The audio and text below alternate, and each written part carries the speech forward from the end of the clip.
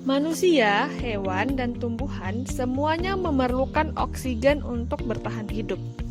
Ketika kita bernafas, di balik layar ada banyak organ tubuh kita yang bekerja sama untuk menyalurkan oksigen ke seluruh tubuh.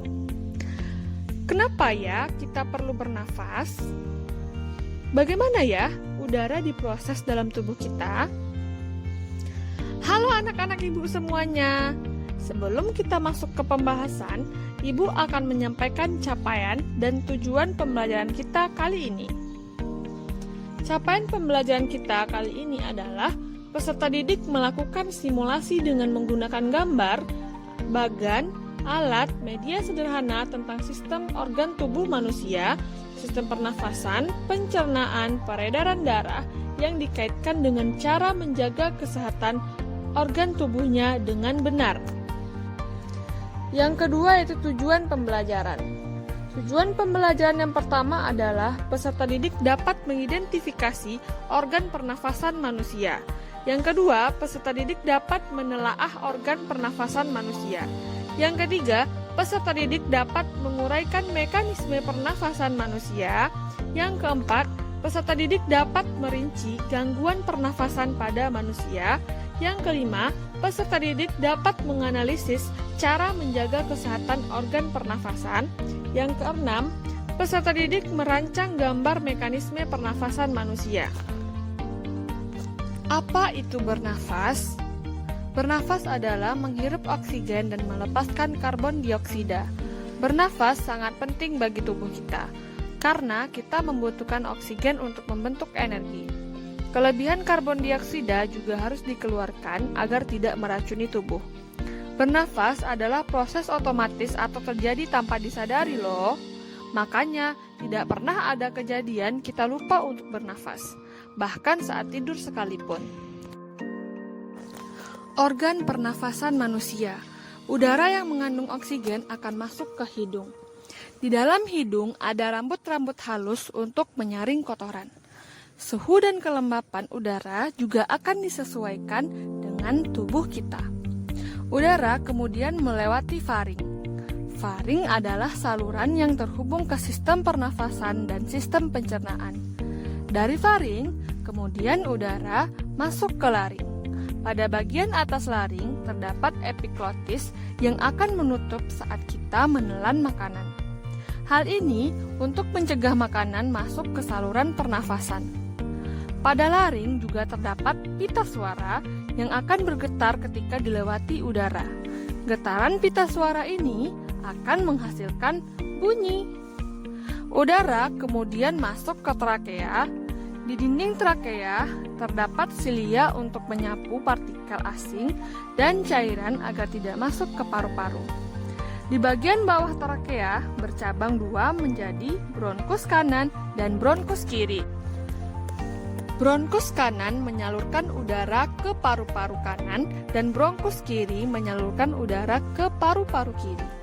Apa yang terjadi selanjutnya ya? Selanjutnya, udara atau oksigen terus sampai ke ujung trakea melalui bronkus menuju cabang dari bronkus yang disebut bronkiolus. Dan nantinya udara akan berujung pada gelembung paru-paru yang disebut juga dengan alveolus. Pada alveolus terdapat pembuluh darah. Pada saat kita menarik nafas atau disebut juga dengan inspirasi, diafragma kita akan mendatar serta paru-paru kita akan mengembang. Sedangkan saat kita menghembuskan nafas atau disebut dengan ekspirasi, diafragma kita akan melengkung dan paru-paru kita akan mengecil. Faktor-faktor yang mempengaruhi frekuensi pernafasan. Yang pertama yaitu faktor usia. Bayi memiliki frekuensi pernafasan lebih tinggi daripada orang dewasa karena metabolisme bayi itu masih tinggi. Yang kedua, frekuensi pernafasan juga dipengaruhi oleh aktivitas tubuh. Frekuensi pernafasan akan lebih tinggi saat kita berolahraga dibandingkan ketika kita tidur. Yaitu saat kita demam atau kurang sehat, asma, dehidrasi, atau mengalami gangguan jantung, maka frekuensi pernafasan kita juga akan lebih tinggi daripada biasanya. Penyakit dan gangguan pada alat pernafasan. Yang pertama yaitu pencemaran udara. Udara yang kita hirup saat bernafas itu tidak selamanya bersih loh. Dan salah satu faktor yang dapat menyebabkan udara yang ada di sekitar kita menjadi tidak bersih adalah pencemaran udara. Yang kedua yaitu merokok. Rokok banyak mengandung zat kimia berbahaya dalam rokok ataupun asap rokok. Rokok tidak hanya berbahaya bagi perokok, tetapi juga bagi orang-orang di sekitarnya. Gangguan paling ringannya adalah batuk dan sesak nafas, sedangkan gangguan berat yang bisa terjadi adalah kanker paru-paru. Yang ketiga yaitu influenza, adalah peradangan pada selaput rongga hidung yang disebabkan oleh infeksi virus influenza. Penyakit ini sangat mudah menular melalui udara. Tubuh kita akan sangat mudah diserang influenza bila dalam kondisi lemah atau kekurangan vitamin. Yang keempat adalah asma.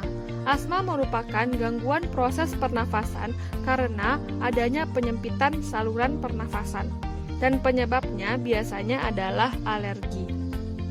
Bahan yang menyebabkan alergi antara lain rambut atau bulu hewan, debu, asap, dan udara dingin. Yang kelima yaitu TBC. TBC adalah penyakit yang disebabkan oleh infeksi bakteri. Penderita TBC di paru-parunya terdapat bintil-bintil kecil pada dinding alveolus sehingga mengganggu proses penyerapan oksigen. Penyakit ini dapat menular melalui benda-benda yang digunakan bersama. Yang keenam yaitu bronkitis.